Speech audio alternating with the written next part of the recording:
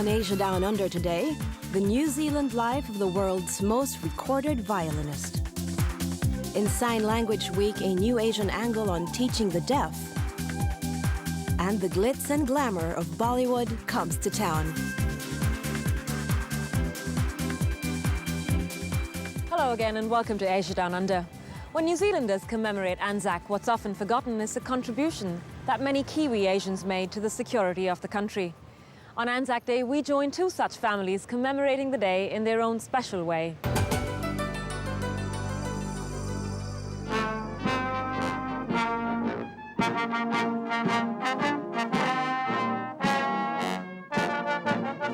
In the hour before dawn, they come from the shadows to gather in darkness.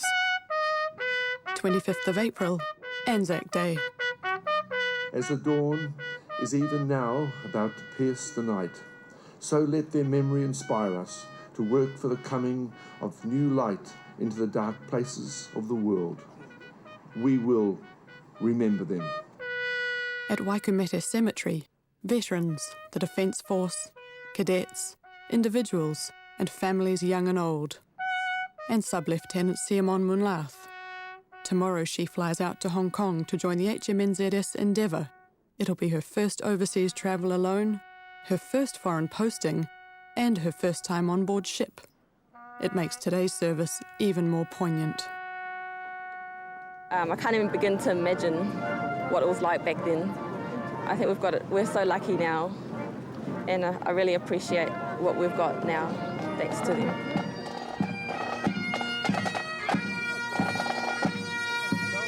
On the other side of town, also commemorating Anzac Day, is Gurbaksh Kaur. She, along with her children and wider family, is continuing a tradition started some 50 years ago by her father, Swadan Singh. He was a World War II veteran of the Indian Army and a lifetime member of the Otahuhu Return Services Association until his death just 5 years ago. Anzac Day, it's first just to keep his memory alive, because he so proudly walked in that parade every year.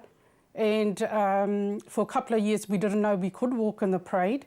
And when I was inquiring at the RSA for his records as a member, that's when they said, well, why don't you wear the medals, and why don't you get the grandsons to wear the medals and come and join us? And that's so we've been just so proud to do that. And for me, for Anzac, it's keeping his memory alive, but it's not just for him, it's for all the Sikhs that fought in all the wars and all the conflicts they've been in, and are often overlooked. Waheguru Ji Ka Khalsa, Waheguru Ji Ki Fateh, Kina Toko Haere Mai, and good morning. Swadan's grandson, Jagjit Singh, was at the local Anzac service paying tribute to him and all the Sikh forces. In front of the battle lines, under the fire, smoke, bomb blast, dodging bullets left, right and centre, were these great Sikh warriors wearing no helmets, but the symbol of their faith, the turban. One Sikh amongst them who fought for the freedom of New Zealand was a man called Sardar Swadan Singh Ji, my grandfather. Having lived in New Zealand for just 1 year when World War II broke out, 16-year-old Swadan Singh returned to India in 1939 to enlist in the Indian Army. Determined both to fight and to retain his identity as a Sikh, he joined the 2nd Punjab Regiment, serving in places near Afghanistan, in Burma and Indonesia. After more than 4 years, he was wounded in an ambush by Indonesian troops that killed 1,200 of his fellow soldiers. A sniper's bullet narrowly missed his heart as it tore through his chest and out the other side. Memory of the news of his injury for his widow is just as painful now as it was 55 years ago.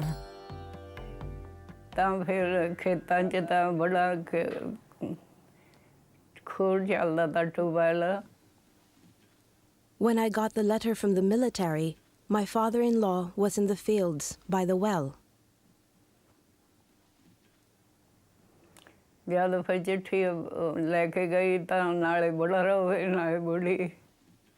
When I took the letter to the fields, both my father-in-law and mother-in-law were crying.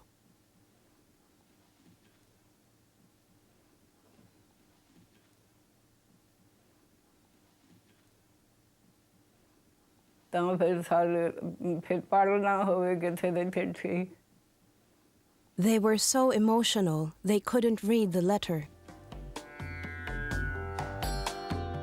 After 6 months of hospitalisation, Swaran and his family later returned to New Zealand for good. He was incredibly self-disciplined, and I think that really stands out for me, that the 4 or 5 years he spent in the military actually lasted him a lifetime of how he conducted his life. So I think he was a pillar of strength, and when we ever desperately needed him, we knew he was going to be there. While Swaran knew only too well the challenges of military life, Siamon's challenges are just beginning. She's clearing her desk. It's her last day at the Devonport Naval Base, and her flight to Hong Kong is less than 2 days away. It's my first time on a ship, so it should be good. And also, it's just something different. I've got a commerce degree, and if I was to work in the civilian market, I'd be doing nothing, just sitting at the desk looking at numbers. It would be quite challenging, I imagine, living on board a ship. We'll be at sea for quite some time. With her office duties complete, it's home for a traditional Laotian Buddhist send-off. This is her family's way of praying for her safety and protection overseas.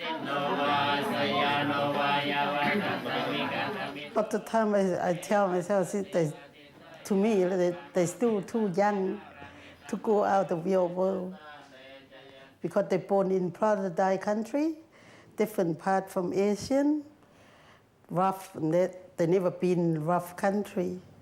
That's concerned me, that's all. Gurbakshan family are continuing her father's personal tradition with a visit to the local Gurdwara, Sikh temple. A sabd or hymn is recited, the same one that Sikhs repeated on their way to battle, and prayers are given for all of those who lost their lives. These cultures met years and years ago, 100 years ago on the battlefields. We had the Sikhs, we had the Australians, we had the New Zealanders, the British, all living with each other on the battlefields. So it's important that people know that. People haven't just turned up in New Zealand now. We've got a connection that goes back hundreds of years. He wanted the story told. So it's really important that people understand. I think that the past really explains our present and will determine our future. Siamon's future is a passport into the unknown, bound by the loving support of her whole family. Well, it makes me feel really nice and makes me happy to see them all here, but I guess it's quite sad leaving. Hopefully there'll be no tears tonight. I know they'll be worried and thinking about me at home. I'm real nervous. I think I'm just a mix of emotions. It's just finally just kicking in that I'm going away. I've only just finished packing this morning, actually, because I've been laxed out not realising, I'm going tonight. On this Anzac Day, as Siamon heads for the departure gates, it's impossible to forget whose footsteps she walks in. Those tens of thousands who left these shores, their lives forever changed, many never to return.